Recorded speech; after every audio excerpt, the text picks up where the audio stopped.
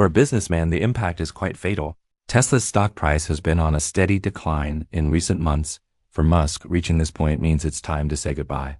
He can focus on product development and technological breakthroughs, but it's best not to get too deeply involved in politics.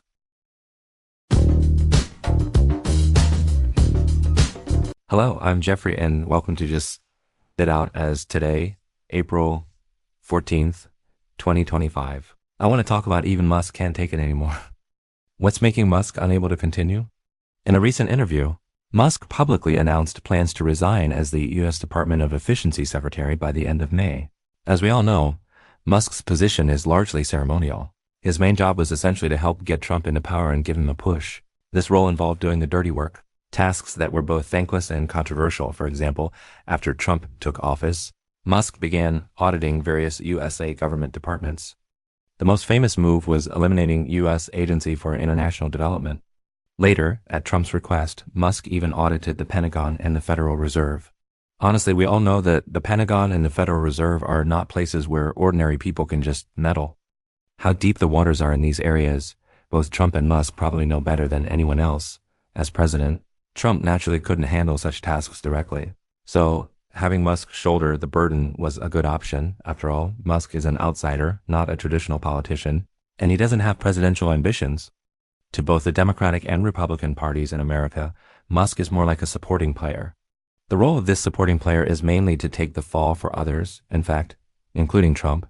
Everyone knows that without Musk's strong support, Trump would never have been elected president. Musk began making moves years before the 2024 USA election, buying Twitter to create a platform where Trump could speak freely, and switching to the Republican Party. All these actions were laying the groundwork for Trump's eventual victory. Even during the most heated periods of the election, Musk directly funded voting initiatives and even offered prizes to Trump supporters. These efforts played a key role in Trump's campaign. So, without Musk's help, Trump wouldn't have reached where he is today. Although the media has tried to stir up trouble between Musk and Trump, claiming Musk is above Trump, this doesn't reflect the true relationship between the two. For American money politics, Musk's influence far outweighs Trump's. After helping Trump win, Musk took on some of the most difficult and unpopular tasks, like auditing various departments, slashing budgets, and cutting government employees. The goal was to save $1 trillion in federal spending for Trump. At least for now, his task has been relatively successful. But Musk can't save America. That's the most awkward part for him. His opposition hates him intensely, and the traditional American powers he's trying to save can't be revived through his efforts. This is Musk's most difficult situation in America. In reality, the decline of any empire is almost never something that can be turned around by a single individual. America's history is too short to recognize this, but Chinese have a long history gives them a much clearer understanding of it. For an empire, its decline is systemic and all-encompassing. Even if a rare genius emerges, they can never systematically reverse the trend. Because, from an overall development perspective, it's the times that shape the individual, not the other way around. America can make Musk great, but conversely, Musk cannot make America great again. This is a trend that's impossible to fight against with individual power. No matter how capable a person is, they can only change temporary difficulties, but they cannot change long-term trends. Therefore, helping Trump onto the political stage has already been Musk's limit. To land safely, his best choice is to step back gracefully. It's not that Trump can't accept him. There's no real conflict of interest between them. The truth is that Musk has already done all he can do under the trend of America's decline. Doing more would only be counterproductive and bring trouble his way. As the saying goes, retire when you've achieved success. For Musk, helping Trump win was already his greatest achievement. Making America great again is not something either he or Trump can do.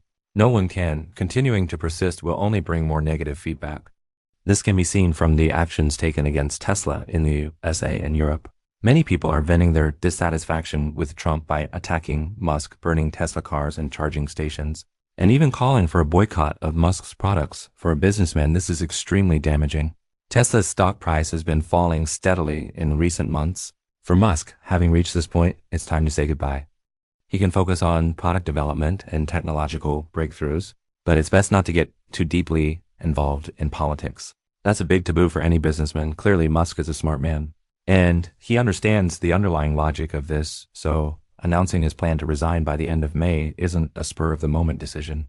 It's likely been planned for a while. Musk needs to make arrangements for his future. Even a clever rabbit has three burrows. If America politics can no longer accommodate him, he can focus on his businesses. If America business world doesn't accept him, he can go to China. And if even the Earth doesn't have room for him, well, there's always Mars.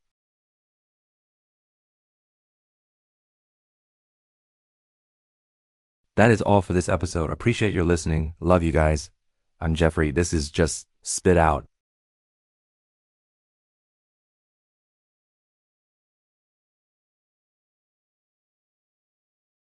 Just hit the subscription button down below for more unique observations. Shortly, I will see you guys next time.